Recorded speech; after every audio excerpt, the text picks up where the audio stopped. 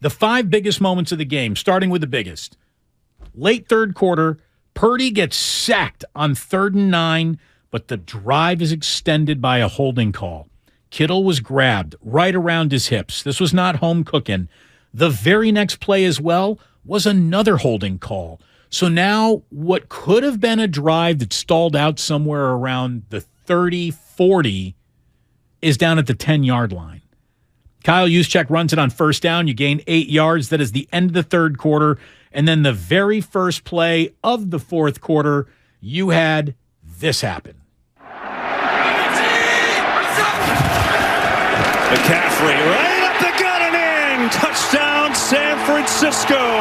Kevin Burkhardt on Fox. It was a huge moment. The best drive of the game for the 49ers. It was a 10-play, 91-yarder capped by the Christian McCaffrey rushing touchdown, but it was all kept alive by a holding call on George Kittle, who talked about it after the game. I knew it was 3rd down. It was a play we installed on Friday. It's a high red zone play. It was definitely not the look that we thought we were going to get, but the guy was squatting. I mean, I just had a post route across the middle, and he was sitting on it heavy, and he was sitting in a chair, and I knew that if I just got on and watching the tape, they like to hold and grab a little bit, and he put both arms around my waist and kind of tripped one of my legs. I was like, well, I'm not going to get away from this because he's holding me so bad, so I'm just going to fall, and it's exactly what happened. I had a play last week where I got literally tackled in the middle of my route, and the back ref was like, hey, if he would have thrown it to you, I would have thrown a flag. And I was like, I can't catch the ball if I'm on the ground, man. Hey, great referee play. But that one, I'm definitely just going to sell it as hard as I can because, I mean, it was a flag regardless, but if I went down, I'm just happy. It extends the drive, and we scored a touchdown. And he actually didn't have to sell it that hard because the flag came out right away. Well, I mean, saw Donovan Wilson just grab him. And it was an easy call. It was an easy flag by to the throw. time that Kittle looked up with his arms out, you could already see the flag flying. So he didn't have to sell that one. By the way, 707, horrible take on Joe Morgan. You're forgetting how terrible he really was. The fire Joe Morgan was a bust road. Yeah, those people were jackasses, and all you saw was the very last of he's incredibly old now. I'm talking about in his prime, John Miller, Sunday Night Baseball, ESPN, 1995, Joe Morgan. State of the art. No, I mean, he was like every other analyst. Eventually, they run out of stuff to say. And the game changes, and they can't keep up. And he became, and I love Joe Morgan as a player. He became more and more of a character and less an oracle of the game. I'm not going to badmouth him at all because the change that happened to him is the change that happens to everybody. You just get old. You get old. And take it from me, I've been old for almost all my life. How much older can you get? I guess we're going to find out. Yeah. I'll get redlined at some point. Who deteriorates faster, quicker? El Stroco Loco or Ratto? Oh no, I'm already so far ahead of you. You could die tomorrow and not catch up. All right, so 5 biggest moments of the game. To me, the play that kept the 49ers field goal unit or punting unit off the field in the only touchdown they scored the afternoon, that to me is the biggest moment of the entire game. Second biggest moment of the game, 2:44 left in the half, 3rd and 7. Dallas swings it to Pollard, and he gets stopped short by Dre Greenlaw, setting up a 4th and 4 on 4th down. Dak, he sees single high safety, and the quarterback draw is, I don't know if it's called or he just took what the 49ers were giving him. They had stacked the line, but no one was behind that stacked line, and Dak had his best moment of the day when he called his own number and said, I'm going to keep it for a little hey diddle diddle Dak Prescott up the middle. 2 plays later, he throws his second interception of the day, this one to Fred.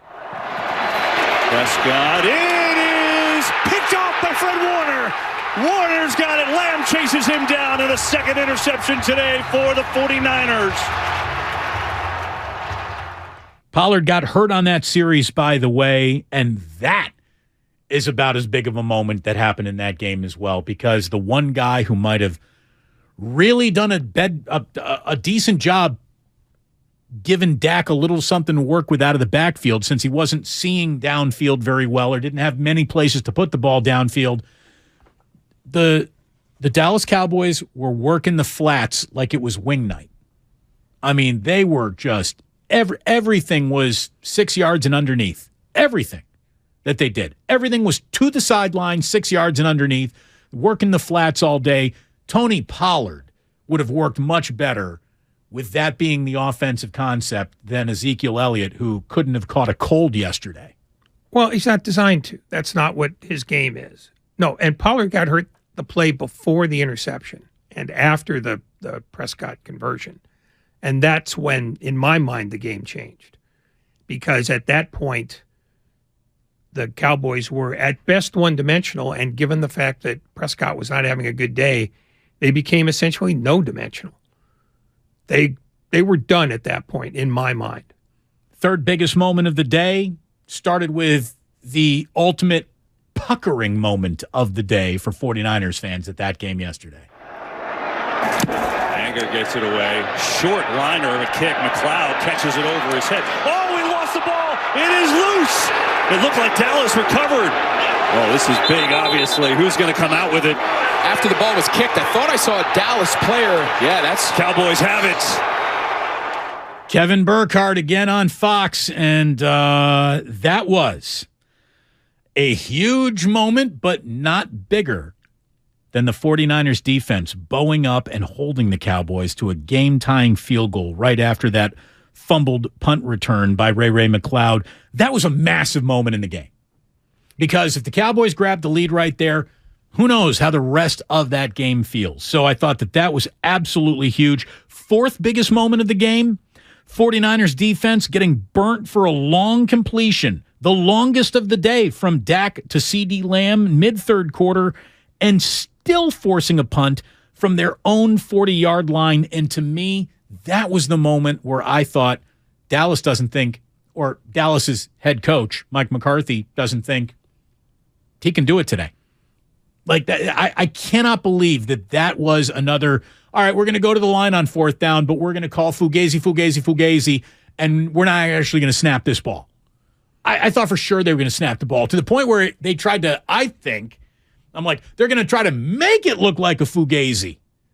And then Dak is going to come walking up under center like you're going to have the balls to snap it there, and that's where they're going to really snap it. Like that's where the play is going to come from. Nope, they punted there too, and I thought that is when, Mike McCarthy did something that's going to be criticized the most on Monday. I thought that was going to be it. And then Mike McCarthy ran the dumbest football play of all time at the end of the game, which didn't even make my list. Real quick, though, the fifth biggest moment of the game was when the 49ers came out and chewed clock like it was bubblegum. 13 plays, 64 yards, taken 7:59, nearly 8 minutes off the clock when it was, if Dallas gets it back, they're going to have a lot of time to work with and operate. And then Dallas dropped like the worst final 2:59 of a playoff game that you can see. I mean, they had 2 timeouts. They had plenty of time with 3 minutes left on the clock there, and not a single thing got executed the rest of the game. Biggest drive of Dak Prescott's entire life. He throws a near pick 6. He misses a wide-open Michael Gallup, and then on third down, he gets sacked. $40 million a year, and I wouldn't trade you, Brock Purdy, for him right now. No way, no how. No how. I mean, I couldn't believe how bad Dak was a week after he had been so good. That's a testament to DeMeco Ryans and this defense, obviously. Well, and it's also a testament to the fact that there's no such thing as momentum between games. It's that you're playing a different team. You're a different team. I mean, that's one of the things that's under-mentioned about football is that one of the reasons why most teams don't win 11 games in a row or 12 games in a row in this case now is that you have variances in the way you execute. You can have the same game plan, but you're playing a different team on a different day under different circumstances. A lot of things are a lot different. I mean, right now, if you wanted to believe in that theory, you have to say that the Eagles are prohibitive favorites to win on Sunday because they just boat race the Giants. Well, the 49ers are better than the Giants, and the Eagles are better than the Cowboys. You will get a radically different game. That's the nature of it. We think that the last thing we saw is the thing that endures. And in fact, the last thing we saw is only the last thing we saw. The next thing that happens is going to be wildly different than that. And the thing after that's going to be wildly different. There's momentum within games, but not between them. I agree. And we got the rest this week to talk Philadelphia Eagles, but I do want to pass this on to you right here because this is significant, right? Dating back to week 13, the Eagles defense has 39 sacks over its last 28 quarters of football. That's the highest total over a 7-game span within a same season in the last 30 years. In other words, the Eagles are coming. Not only do they have a defensive line that can wreck shop, but they have the best offensive line in football. If yesterday was a day of trench warfare, just wait until noon on Sunday in Philadelphia. And by the way, for those who wanted to find out, it is a noon kickoff for the 49ers in Philadelphia, 3 o'clock Philly time, noon our time, followed at 3:30 our time with the AFC title game. NFC title game will be going first, which Ray is going to give a distinct advantage to the NFC representative. They will have about 3.5 more hours to prepare for the Super Bowl. Oh, hugely. That's a big Except deal. for the fact that both staffs have already started preparing for both teams in the other conference. Of course they have. They will already be up to speed by Wednesday of this week. But you know what you can't prepare for? This. Final play, it looks like barring a penalty. Prescott over the middle of the turban gets smoked right away, and that'll do it. The 49ers back to the championship game.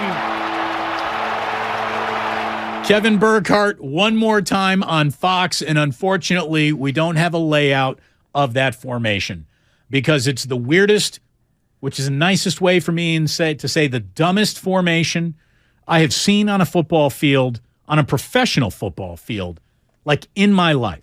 I could not believe what the Dallas Cowboys were trying to set up there, and I haven't heard it explained anywhere. I haven't heard. Mike McCarthy can't explain to me what the hell was supposed to happen there. If all the stars had aligned, if everything went perfect, what was supposed to happen there?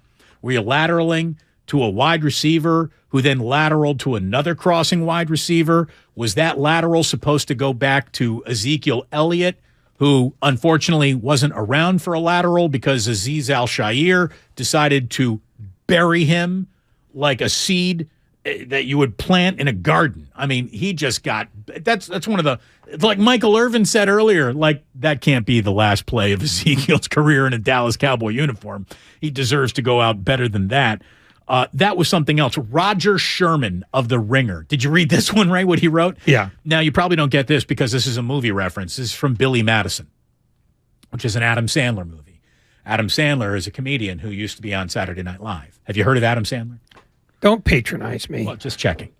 Roger Sherman of The Ringer. At no point in the Cowboys' rambling, incoherent final play were they even close to anything that could be considered a rational football thought. That play was completely dead on arrival because the Cowboys forgot to poke breathing holes in its traveling container. He then says, earlier in the game, McCarthy chose to punt in a pair of questionable scenarios while facing a 4th and 5 at the opposing 40-yard line. We already talked about that. And then a punt leading to a go-ahead touchdown for San Francisco. And later, while trailing by 7 with 2 minutes left, he attempted a field goal while trailing by 7. And then the Cowboys, they never scored again. I mean, it was a lay down and die because not only are you not executing, but this coach has no confidence in this team to execute anything that looks like an actual football play. So he decided to go full-on abstract artiste for the final play of the game, which Dalton Schultz was a little responsible for because Dalton Schultz did not buy an amount of yardage which could have set up a good old-fashioned Hail Mary. But it's interesting that you say that Mike McCarthy showed no confidence in his offense. Based on what we're seeing today from the Cowboys, in which they are basically beating Dak Prescott with a shovel, that maybe this has been going on for a while and that they don't have confidence in him. And if they don't have confidence in him, then play Cooper Rush. If it's gotten to the point where it alters the way you play, and then the next day you cannot wait to bury him in public, then don't play him. I mean, I realize that sounds stupid, but so is this. I mean, if you're going to punt the ball in 2 desperate situations, one more desperate than the other. And the next day you're going to say, we failed because our quarterback failed us. Then make the switch. You know, if you can't sell that to your team, they're not going to play hard for you anyway. But that's what it feels like to me with a day of hindsight, that they don't believe in Dak Prescott anymore. And the way he started, he didn't give him any reason to think otherwise. I mean, it almost seems like they were looking for a reason for him to fail. And as soon as they found it, it changed what they did and the way they did it. And so maybe this is Cowboys party line in action, because I don't believe that Mike McCarthy has the independence of movement to defy the owner. And I have to believe that based on that tweet, the owner is the one dictating the narrative now. And it feels like they're setting a tone for a goodbye. Yeah. And it would seem. Who wants Dak at $40 million? Cowboys have to eat at least half of that. At least, more, probably. I mean, $20 million for a starting quarterback is still a song in this league. So you eat half of that, you're good. Nah, I think given what the Cowboys are doing, teams will know how desperate they are to get rid of him, and they will drive them into a bargain. And money, frankly, is no object for Jerry Jones when he wants something, or in this case, doesn't want something. I mean, if I'm another team, even if I need a quarterback, I'm going, yeah, you're going to pick up 3/4 of this, or we can't do business. I mean, here's the thing, though. They were good enough to be in that game. I mean, they got beat by a better team. And Dak looked bad. Dak looked bad. But to tear it all down without a better plan, unless you're really going down to the studs, like to me, a trading of Dak means, well, we might as well be talking coach at that point, too. And now you are drafting a quarterback high. So you're trading up early to draft a quarterback high. And this is a full-on multiple-year rebuild. And what Jerry Jones doesn't have a lot of, like you or me, is time. No, this is why it won't be a full rebuild. And Mike McCarthy is going to have this job next year because Jerry Jones said today that he hasn't changed his mind about McCarthy. And last week, his mind about McCarthy is he's my coach and I'm keeping him. They've decided what they're going to do here. And they just telegraphed it. I mean, whoever approved that tweet is grossly unaware of the level of leverage that they gave away with that. Because they simply made it company policy that Dak Prescott is responsible for. I mean, I guess you could turn around and blame it on the social media guy. No, the social media guy's not doing that unless somebody tells him Jerry wants this. Or they're really pissed. Even if they're pissed, they don't do that. I mean, nobody does that unless you're sending out a message.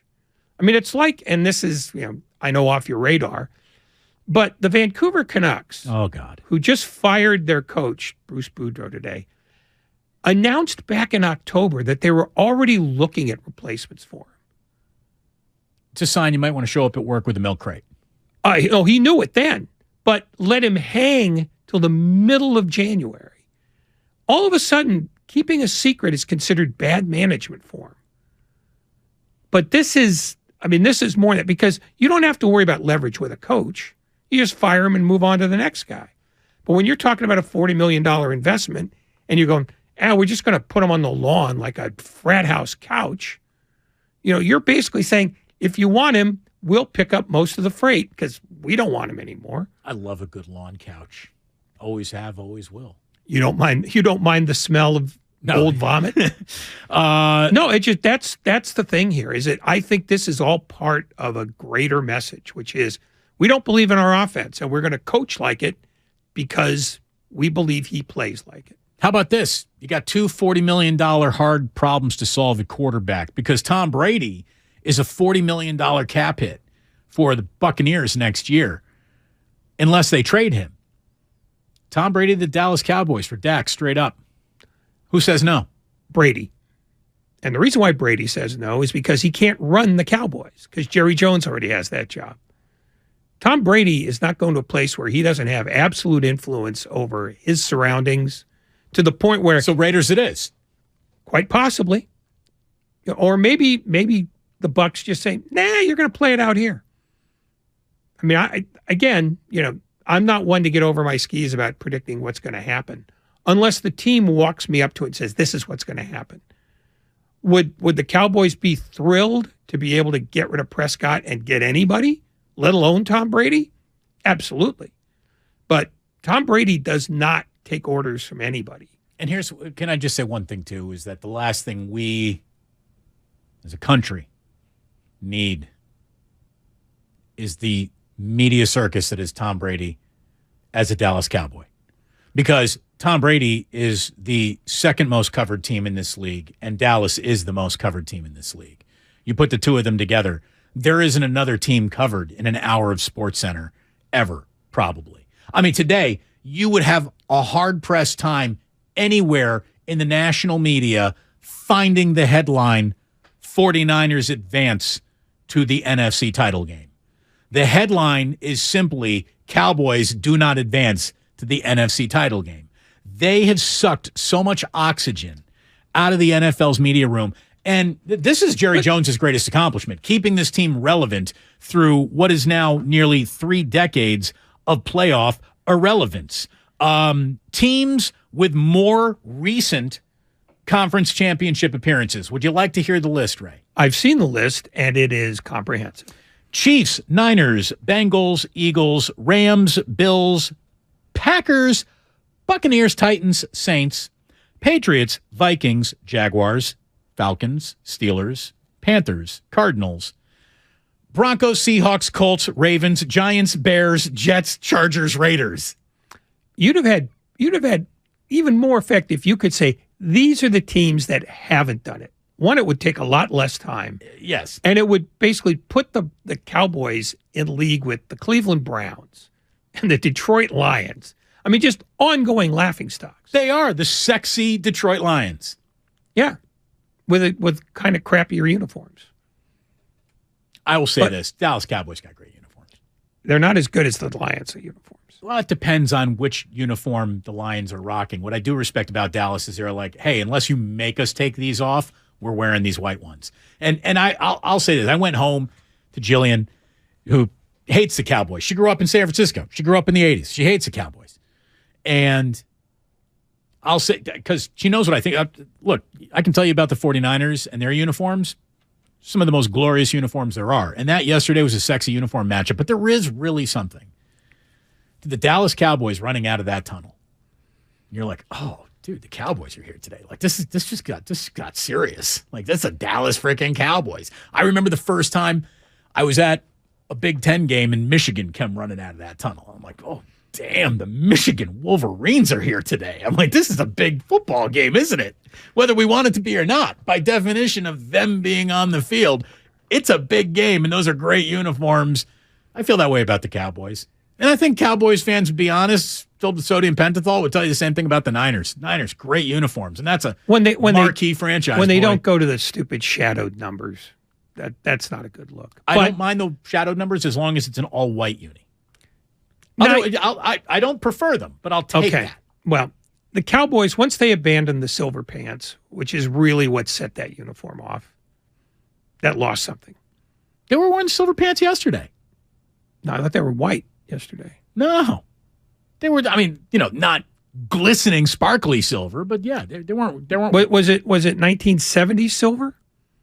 I don't know what because I didn't notice them that much. But give it to me, Lucas. The last time the Dallas Cowboys were in the conference championship was 1995. Brock Purdy was born 4 years later. That's damning. How about this? You want more damning? Since 1996, the lowly New York Jets have 7 playoff wins and 3 conference championship game appearances. The Dallas Cowboys have 4 playoff wins and 0 conference championship game appearances. Jerry Jones's biggest mistake ever was getting drunk and firing Jimmy Johnson. No doubt. Hasn't recovered from that.